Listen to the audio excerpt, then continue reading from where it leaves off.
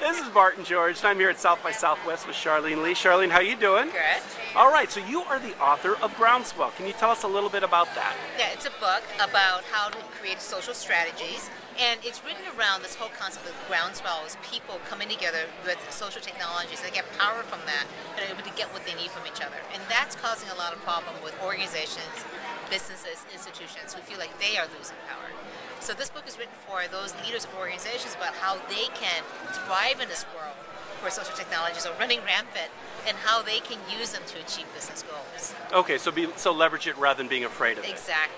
So do you talk about specific tools, or is it more of the methodology and the approach that you talk about? I would definitely talk about specific tools, but I think that the organizing factor isn't around here's a blog, here's Facebook. It is around business goals. So about how to listen better with these tools, how to support your customers better, how to embrace them, so you can get more ideas from them and create better products and services. And I think that's why it's resonated with a lot of businesses, is because it's around the language that people understand from a business organization. And then underneath those overarching goals, how to use different technologies to achieve them. So if you take a step back historically and you think of the auto industry and what America learned from Japan and how Japan took the power of the community. So once again, taking it from people on the line, harnessing that power and saying, hey, it's not just the engineers who are valuable in giving input. It's people on the line. So what do you see this taking that even further? Yeah, it's not again even people inside your organization, inside your firewall. It's your customers too. And so actually open up the firewall, bring your customers in. I did a presentation today that showed an inverted organization chart, where the CEO is at the bottom, and very interestingly, at the very top of the org chart are the customers. You know, customers coming in and saying, what is their role inside the organization? How do they fit into the organization to get the work done? And I think that's a fascinating approach. So if you were to look at examples of people who are doing this well, taking the customer voice, who would you point to at this point?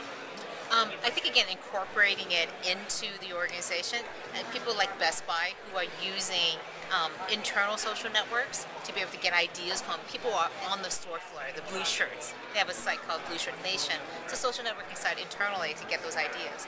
But you also have people like Dell and Starbucks who are going out there using these innovation hubs, where people can submit an idea and then people can vote on them. It's all publicly available, and then the organization will come back and say, yeah, that's a good idea, we're going to do it, and this is the reason how. So one of my pet peeves going to Starbucks is I always get the same darn thing, a drip coffee, decaf even. And I have to wait in line for everybody who's getting mocha decaf cappuccino with hazelnut syrup. And I just want to be able to go in with my loyalty card, swipe it, and then be able to get my coffee right away. Just walk out the door. No payment needed. It's on my loyalty card. And they said, yeah, well, we're actually going to do this because it got a lot of votes, and these are the steps we have to take, and we're going to have it this summer. I'm like, hallelujah. Wow, that is very cool. As a drip coffee drinker, I too get frustrated behind the mocha frappuccino light skinny cows or whatever they are. So what about specific tools that you are personally using right now? Well, I'm using blogs, social networking sites, and I'm also using Twitter, which has been very interesting to use because it's micro-blogging, easy way to do it.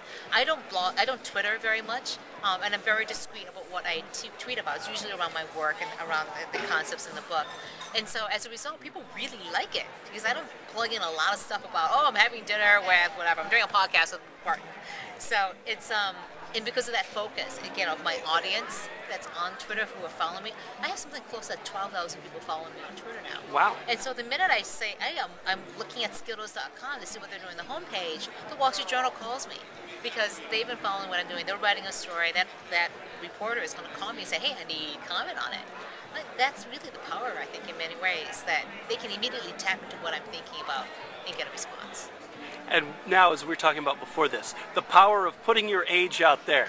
So you recently did a blog about not being afraid of showing your age. So you are? I am 43 years old. So just talking about that, about people putting, because I'm hiding the fact that I'm 58, just kidding, on on my site, but actually putting the year that you were born and whatnot. What do you think about that? Well, you look at all the reasons why people do not show their age, and I thought about in this world where I need to be as transparent as possible, having a context of understanding how old I am is actually important for people to understand what my perspective is. And so people, being Asian, being women, people have no idea how old I am.